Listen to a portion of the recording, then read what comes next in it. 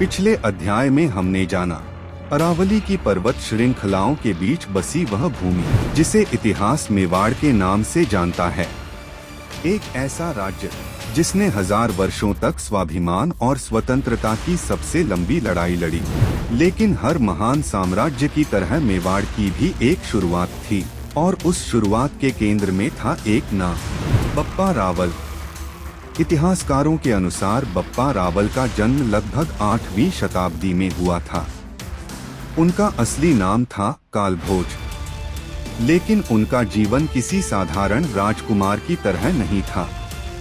कहा जाता है कि बचपन में ही राजनीतिक षड्यंत्रों और संघर्षों के कारण उन्हें अपना राजमहल छोड़ना पड़ा और एक छोटे बालक के रूप में उन्हें अरावली की पहाड़ियों और जंगलों में अपना बचपन बिताना पड़ा। यहीं प्रकृति की गोद में एक साधारण बालक एक महान योद्धा बनने की तैयारी कर रहा था। इन्हीं दिनों उनकी मुलाकात हुई एक महान संत से, ऋषि हरित। कहा जाता है कि ऋषि हरित ने कालभोज के भीतर छिपी उस असाधारण क्षमता को पहचान लिया था। उन्होंने उसे युद्धकला, राजनीति और धर्म का ज्ञान दिया और यहीं से कालभोज का जीवन बदलने लगा। अब वह सिर्फ एक बालक नहीं था, वह बनने जा रहा था एक ऐसा योद्धा जिसकी तलवार इतिहास लिखने वाली थी। समय के साथ कालभोज युवा हो चुके थे और उनकी वीरता की चर्चा पूरे मेवाड़ में फैलने लगी थी। इसी दौरान चित्तौड़ का किला मौर्य वंश के शासन में था, लेकिन लगातार आक्रमणों और राजनीतिक अस्थिरता के कारण यह राज्य कमजोर हो चुका था। तभी कालभोज ने अपनी सेना के साथ चित्तौड़ की ओर कदम बढ़ाया और इतिहास के अनुसार लगभग 734 ईस्वी में उन्होंने चित्तौड़ पर अधिकार कर लिया। यहीं से शुरू हुआ मेवाड़ का नया अध्याय और कालभोज बन गए बप्पा रावल। लेकिन बप्पा रावल की असली पहचान सिर्फ चित्तौड़ जीतने से नहीं बनी। उस समय पश्चिम से आने वाली अरब सेनाएं भारत के कई हिस्सों पर कब्जा कर रही थीं।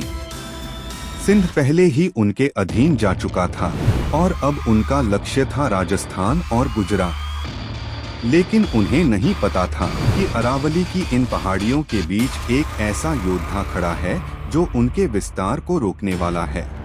बप्पा रावल ने राजपूतों की एक विशाल सेना तैयार की और कई राजाओं के साथ मिलकर अरब आक्रमणकारियों के खिलाफ एक बड़ी लड़ाई लड़ी। कहा जाता है कि इस युद्ध में अरब सेनाओं को भारी हार का सामना करना पड़ा और उन्हें भारत के अंदरूनी हिस्सों से पीछे हटना पड़ा। इस विजय ने बप्पा रावल को पूरे उत्तर भारत में एक महान योद्धा के रूप में स्थापित कर दिया। लेकिन बप्पा रावल सिर्फ एक योद्धा नहीं थे, वह भगवान शिव के परम भक्त भी थे। उन्होंने मेवाड़ में एकलिंगजी मंदिर को राज्य का आध्यात्मिक केंद्र बनाया और एक अनोखी परंपरा शुरू की, जिसमें मेवाड़ का असली शासक भगवान एकलिंग माने जाते थे और महाराणा खुद को सिर्फ उनका सेवक कहते थे। यह परंपरा सदियों तक मेवाड़ की पहचान बनी रही। बप्पा रावल ने सिर्फ एक राज्य की स्थापना नहीं की, उन्होंने एक ऐसी परंपरा शुरू की जिसमें सम्मान, स्वतंत्रता और बलिदान सबसे ऊपर थे। इसी परंपरा ने आगे चलकर ऐसे योद्धाओं को जन्म दिया जिन्होंने इतिहास में अमर स्थान पाया।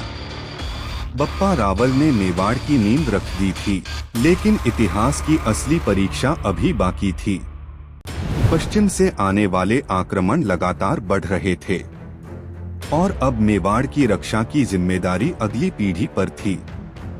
एक ऐसा योद्धा जिसने अरब सेनाओं के खिलाफ राजपूत शक्ति का सबसे बड़ा प्रदर्शन किया। खुमान